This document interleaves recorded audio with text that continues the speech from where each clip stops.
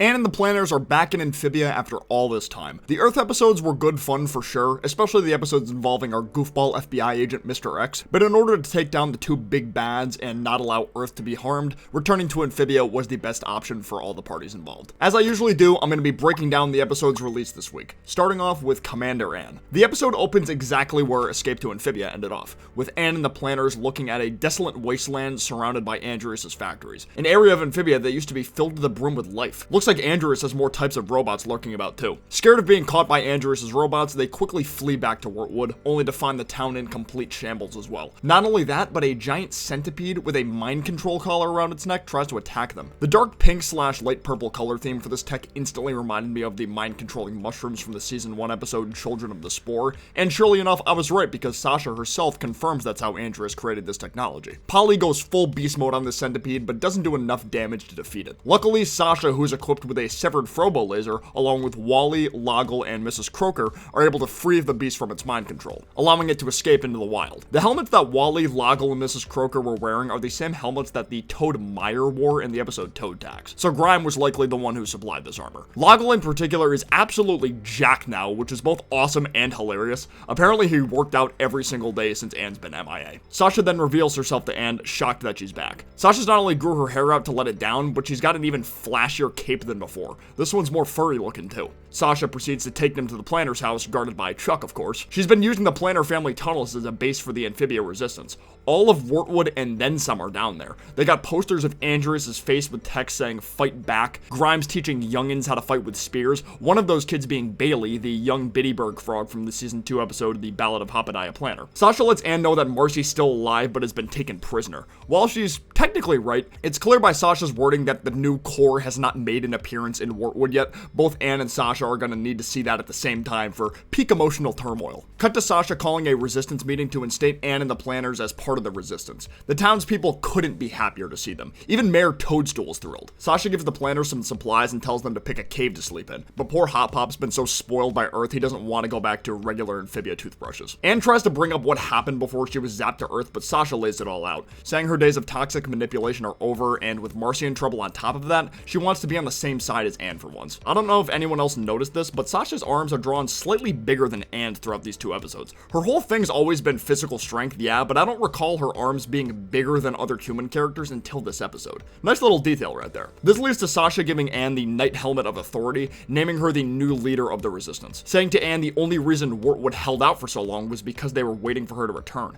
Anne questions this decision considering how long she's been gone, but the people know what they want. Cut to Sasha's room that's got the statue of her on a skateboard from her old Toad Tower room, some boom shrooms and a chest, as well as a bulletin board showcasing future resistance plans. For some reason, this blue icon has a cross on it. Based on how it resembles a newt, it makes me think the resistance doesn't trust newts from Newtopia at the current moment, but I could be wrong about that. I'm assuming the two board pieces on Sasha's map represent the resistance's location and Andreas' castle location. I like how the resistance piece is colored after Sasha's Calamity Stone too. Sasha gives the rundown about the mind controlling technology and where Andreas is having them made, with the next mission focused to being destroying that factory. Seeing Grime act genuinely happy for Anne to be back and even call her commander is so great. I can't get over how far he's come since his introduction. Granted, he's skeptical about Sasha's choice since Anne's never led an army, though Sasha retorts angrily by saying things are complicated. I guess she's got blue eyes too. This confirms she has blue eyes. You know, first Anne, now Sasha. Is Marcy holding out on us with her eye color too? The next morning, Anne takes her platoon of Sasha, the planters, Wally, Loggle, and Mrs. Croker to take on the mission. However, she doesn't even know where to go and Sasha has to bail her out already. This leads to Anne trying to give away the leader's position off the get-go, but Sasha swiftly refuses to Anne's annoyance. This leads to a montage of Anne getting her platoon in all kinds of danger, from toxic waste exposure to quicksand traps, and chased by Roda. Sorry, I had to. Wanted to point out the planners were watching Primthistle Manor on the quicksand scene too. When they finally arrive at the factory, Anne suggests making a bridge out of each other's bodies to cross the spike gap. The gang agrees to it, but all of them combined isn't even long enough to fully reach since Anne didn't measure the distance. Sprig clutching onto a branch was the only reason they didn't insta-plummet. It was a good thing Sasha had a grappling hook to easily get across so she could pull everyone up. Once again, Anne tries to get Sasha to take over, but she doesn't want to again. This leads to Anne thinking this might be another manipulation tactic from Sasha, where she's trying to make Anne fail on purpose. Before she gets to explain herself, a giant mind-controlled snake comes out of the factory. Anne attempts to coordinate an attack on it, but it's futile. This thing easily defeats everyone as well as eats all the amphibians of the group. Anne randomly loses one of her shoes during this battle too, which is later touched on at the very end of the episode. I guess there had to be some excuse to get her design back to looking the way it did before she went back to Earth. Anne urges Sasha to take over for a third time, but tells her why she can't, and it's because the last time she was in charge, she ruined her friendship with Anne. This moment is massive for Sasha's character. For so long, she valued being in control more than anything. The fact that she now values Anne's friendship over the things she used to value more than anything shows how far she's come, even with Anne gone. Seeing this growth in her friend, Anne decides to put her faith in Sasha no matter what it takes, even if it means getting eaten by the snake too. Luckily, Sasha springs into action almost instantly, telling the resistance frogs to execute maneuver 3, which is inflating their mouths enough to trigger the snake's gag reflex. Sasha taking back control in a non-toxic way is arguably just as big for her character as valuing her friendship with Anne more than control. Anytime she was in charge, she always let things get to her head. Whatever she says goes. Now in present day, she's an army leader and not letting the power get to her. This episode really brought Sasha's character full circle, and I'm incredibly satisfied with how well it was done. Very well paced and earned for her character. The team is able to free the snake as well as destroy the factory with boom shrooms. Shout out to Loggle with his incredible bridge construction too. Reminded me of when Frankie made that nice-ass bridge in Thriller Bark for those who watch One Piece. Sasha has doubts about being a leader again, but Anne reassures her about the fact that the old Sasha would have fought to keep that authority helmet, so the fact that she's not putting up a fight at all proves she's changed. Wally, Croker, and Loggle are very eager to have her back in charge too. Sasha lets Anne know this army is a partnership, leading to a very sweet hug between the two. Sprivy was good, but way less of an intense episode than Commander Anne, more focused on comedy while still incorporating resistance missions into the mix, which was a combo that worked better than I expected. The episode starts off showing Wartwood citizens trying to live their lives as best they can while in the bunkers, especially Sprig and Ivy. The two of them are in the honeymoon phase of their relationship, never wanting to be apart even when it comes to sitting together during a resistance mission briefing.